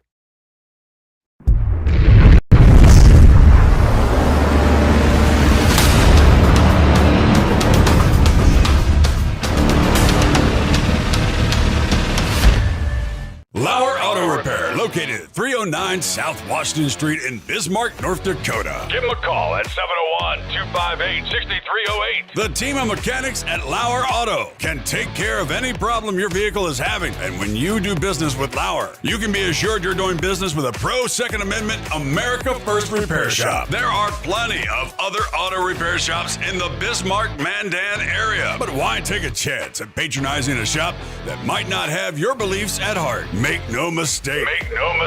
LAUER Auto is your pro Second Amendment repair shop. When you talk to the guys at LAUER Auto, don't forget to tell them that you heard they are a sponsor of Guns and the 701 and that you appreciate their support of our pro Second Amendment, pro North Dakota live stream and podcast. That's LAUER Auto Repair, 701-258-6308. 701-258-6308. Located 309 South Washington Street in Bismarck, North Dakota. When you want it done right, Go where lemons go. Kalen's Auto Service, owned and operated by Kalen and Misty Foss, lifelong locals with over 25 years experience. From modern rides to classic restorations, they can handle it all. Top quality work, fair price, and honest hometown values. Located just 1 block south of Highway 12 on 6th Avenue West in Lemon, Kalen's Auto Service, serving you with all your auto repair needs. For the best gun gear for every and any situation, Little Angry Man Arms LLC has you covered. Top-notch guns from top-name brands like Winchester, Glock, Sig Sauer, and Ruger to essential extras from Magpul, Streamlight, Hollow, Sun Optics, and more. Little Angry Man Arms LLC have everything to make your shooting adventures a success. Visit littleangrymanarms.com today and gear up for your next big hunt, competition, or home defense. Don't miss out on our exclusive exclusive deals. Little Angry Man Arms LLC, based in Trail City, South Dakota, your ultimate hunting partner. At Horton Laser Craft, we believe in the power of personalization. Whether it's a cherished memory, a special occasion, or a unique gift, our custom laser engraving brings your vision to life. Our expert craftsmen and state-of-the-art technology ensure every piece is a work of art. From personalized decor to one-of-a-kind keepsakes, Horton Lasercraft makes every moment unforgettable. Horton Lasercraft is owned and operated by a local veteran and his wife located near Thunderhawk, South Dakota. They provide custom laser products at a reasonable price, and their turnaround time is fast and efficient. Custom board cutting, glassware, decanter sets, mugs, assorted stainless steel jewelry, assorted tags, decor, custom acrylic nightlights, and much, much more. Call them up at 605-545-7535. Horton Lasercraft, where memories are engraved.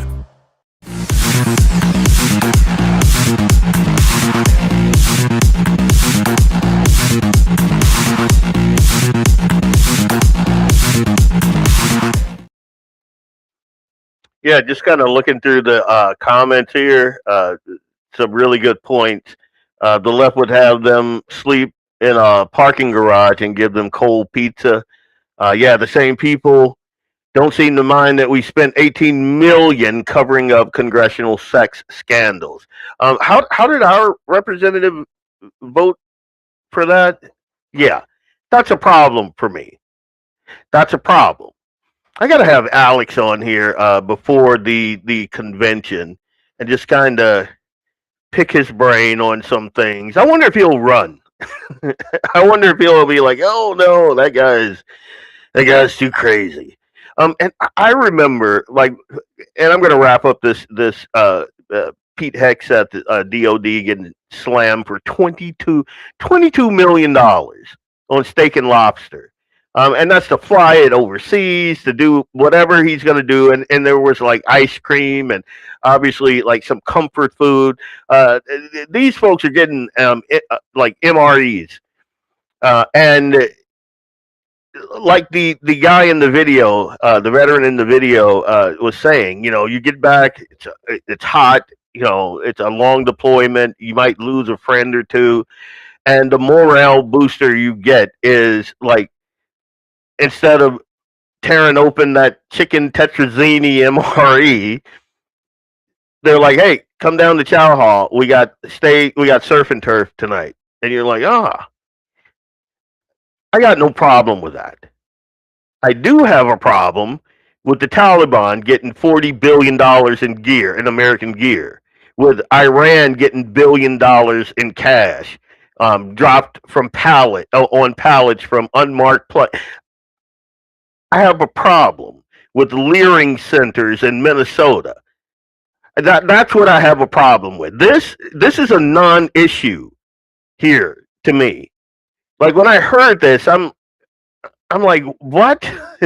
So we're not even talking about, like, they found all kind of because of Nick Shirley and what he did in Minnesota and in Michigan. They're finding fraud all over the place. California is going to make Minneapolis look like, you know, child's play.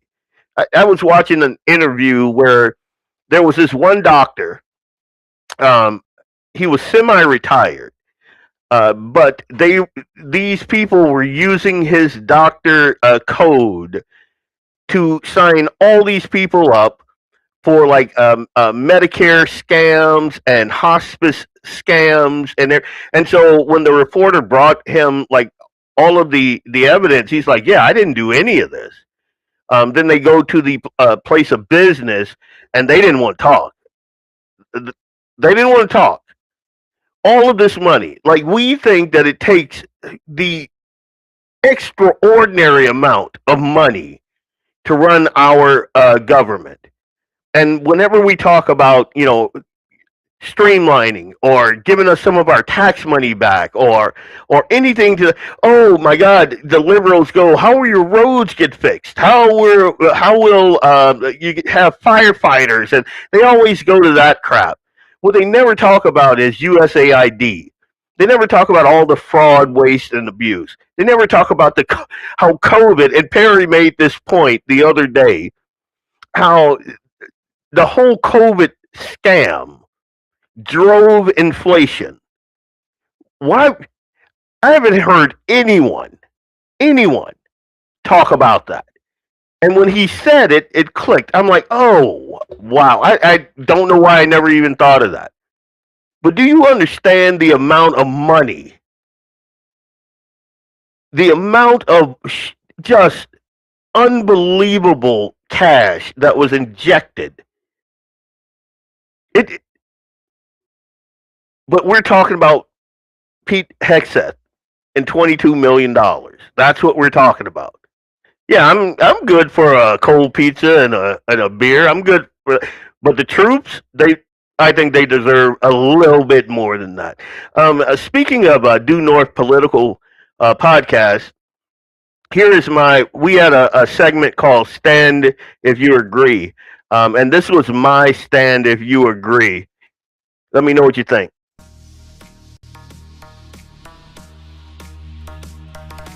You agree with this statement, stand up and show your support.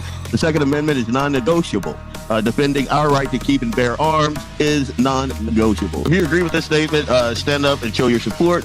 Your IQ should be higher than your shoe size to run for any political office. Stand up and show your support if you agree that, and I'm really big into parental rights, so forgive me, but parental rights trump pseudoscience. Parents, not woke bureaucrats, or junk science, gender ideology decide what's best for our kids. Stand up if you agree that the American war machine should focus on breaking things and taking names and not on being like gender inclusive and, you know, all the other flowery crap that we're not.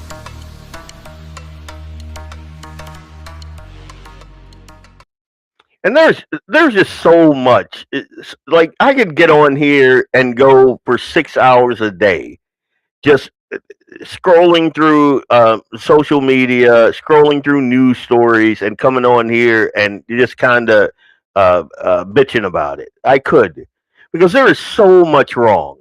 There's so much that I see wrong, yet they keep us focused on BS. In my humble opinion, that's what they do. That's what they do. Like when we're talking about our country being founded on divine providence and how it was set up, and it's only for moral and just people, and then you just take a step back and you look at it. Are we that? I mean, sometimes I look and I'm like, oh my God, like I don't even want to be a part of it. But I got kids. I got a son.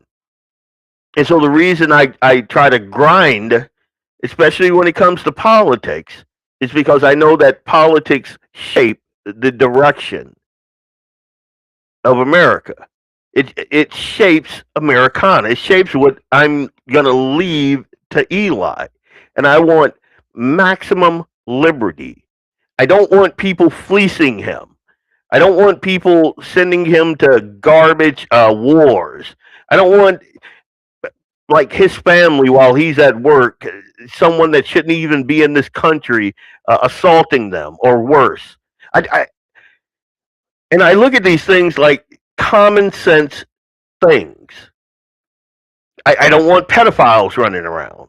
I don't want my representative covering up for sexual indiscretion in Washington. I don't want any of that. I don't want an elected representative, from North Dakota, traveling overseas to have sex with minors. I don't want any of that. But apparently I'm an extremist for holding to that. I don't understand it. I do understand it. Steve Dace talks about it all the time, spirit of the age. That's what it is. And like all of these incumbents that are skipping this convention, I'm going to have a lot to say about a lot of these guys. And I'm not one to couch my words. It's like I said, Cutterbuck. That's where I'm at right there. I don't see, there are certain individuals that I cannot see me ever voting for again. Like, ever. It will be a cold day in hell before, like, well, let's go. It's supposed to be a feel good Friday today, right? So let's do this. I'm gonna digress for a second, and I'm gonna do some feel good Friday bits. One is gonna come from someone we all know. I can't believe I've never seen this before. A good friend of mine posted it on one of my social media threads today, and I could not believe that I had never seen this before. So this is gonna be a good one. Here we go.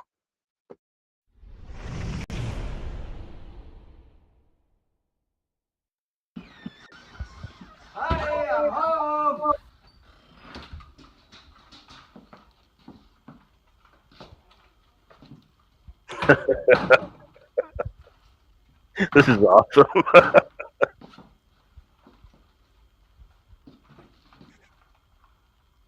Oh, Marty. Jesus.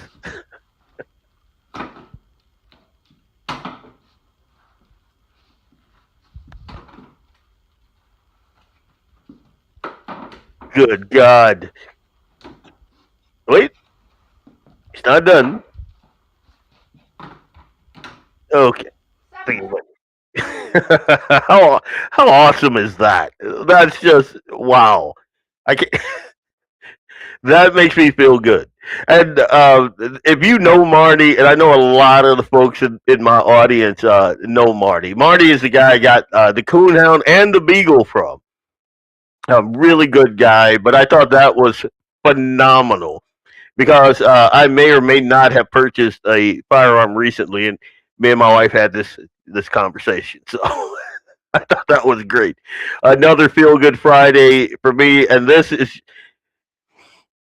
I don't know how many of you guys out there are feel this way, but every time I see a liberal protester or a liberal agitator getting their just desserts, it's a feel good day. I love to see it. So here we go. Yep, that's me. You're probably wondering how I ended up in this situation. Oh my God. When I saw that, I'm like whatever I was drinking, that came out of my face hole. So that's what it is. I'm extremely disappointed and pissed in the incumbent skipping the convention. Yep.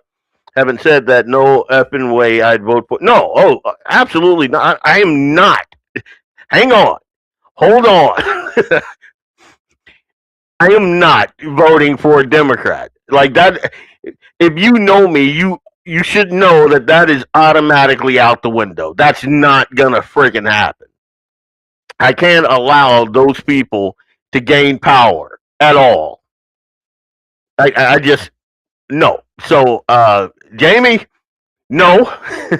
I get you, but there's no way I couldn't. Not in good conscience. If I'm not going to vote for a rhino, there's no way in hell I'm voting for a jackass. Man, I'm not even drinking, and I've already thrown out a couple of profane words, so I apologize for that. And my wife, who's in there, probably giving me the stink eye right now. I apologize. I'm sorry. But Jamie, you know how he does. He gets my dander all up and whatnot. My brother and I went to high school with him. Oh, you must be referencing Marty. Marty is a good dude. And perfect for a feel-good Friday, especially on a Friday like this, where we are, as a party, especially the NDGOP, if you are in the North Dakota portion of my listening audience, the NDGOP, like, I don't know what it's going to take. Again, I saw this coming when Matthew got the chairmanship. I saw how many of those entrenched folks kind of lost their mind, and I think they formulated a plan. and this was part of the plan. And it hurts my heart that that's what this thing has become. Like, again, if you don't want the endorsement, fine, but run as an independent. But they understand the brand. They understand the power of the brand. And this is going to be hurtful for some folks. But some folks do not understand the issues. They don't understand what's on the table. What they do gravitate towards is the moniker. That R, that D, or that I. And sadly, these folks understand that. Democrats understand that. They've understood this for a very long time. Again, 2 seconds on this. My father, lifelong Democrat till I got him here, and I started actually showing him what Democrats stand for. And my father called them demonic and couldn't believe it. Like, I would tell him things, and there's no way that's true. Well, let's see. And that's all it took. That's all it took. An informed populace. You can't pull the wool over the eyes of an informed populace. Again, I go back to COVID because that's that whole thing in a nutshell. I go back to the vaccines because it's that whole thing in a nutshell. One of the reasons why we are homeschooling Eli is because I don't want him to be a drone. Drones got us where we are today. Yeah, they've been effing with us for years. You're right about that, Axel. They shouldn't be able to use the R. And see, that's where I'm at. But from everything that I can understand, they can use the R. I don't believe that they should be able to. I think that if the NDGOP nominates a person, that is the only person that should be able to run with an R, with a Republican.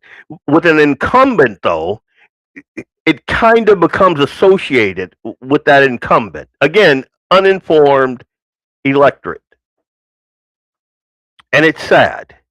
And it is extremely upsetting. But it's why we got to do a much better job. And again, and I'll just say it, Fedoracek, like I never trusted her. You can ask my wife. She'll tell you. I never trusted her. When I saw her at the convention and she was doing the whole pink thing and I'm looking at her, not a thing in her or in her presentation made me trust her. Alex, on the other hand, I had never met him before. We talked and I don't know if Alex remembers this. I was a black guy in a suit.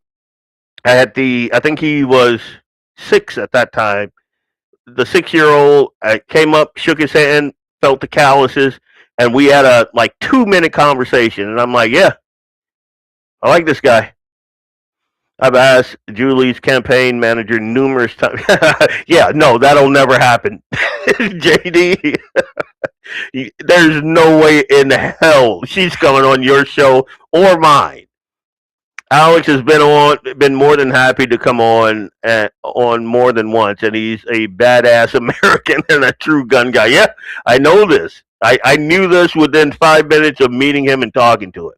I'm not going to call it a sixth sense or something, but I have a very high BS detector. And you can ask people that know me best. There's some people that I meet that I will never talk to again.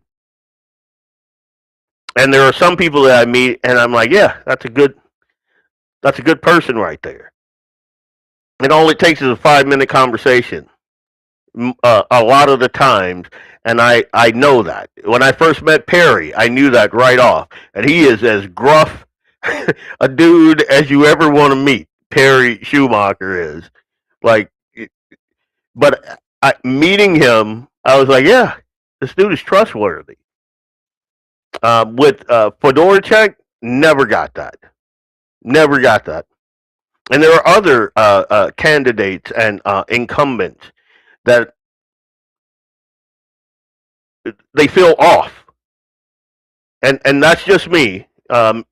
Maybe I'm out in left field, but that's just me. Anyway, I am Leon Francis. This is Blackbeard Logic on the Guns in the 701 network.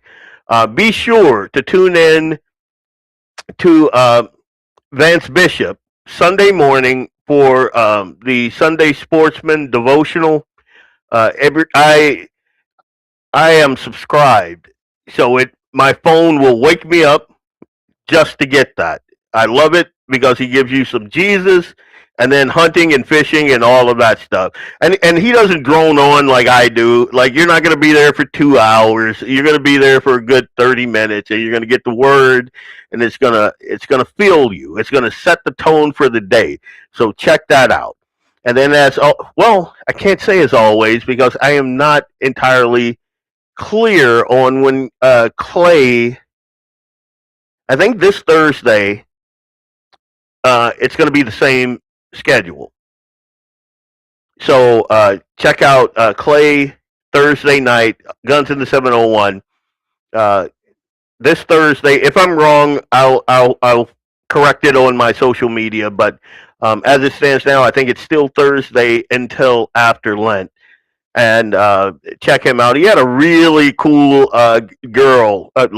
woman on last night talking about elk hunting and this and that. I love the conversations there.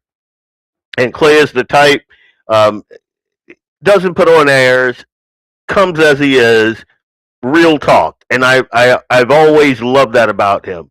And JD has his own thing that he's doing, I think, on Tuesdays. And obviously, I do the Due North Political Podcast every other Tuesday, but it's at 6:00. So, and it's only for about an hour. We were trying for the 30-minute time frame, but since we all like to talk, it kind of went to 45. We're going to try to stick it in between 30 and 45 minutes, and then hop on and listen to some gun talk with JD there. So yeah. GAT701 is still on Thursday. Okay, good deal. Thanks, man. Thanks. Great show, brother. Thank you guys for tuning in. Thank you guys for watching. Remember, all of my social media, Blackbeard Logic, that's Twitter, that's Twitch, that's Spotify, that's iHeart. All of that.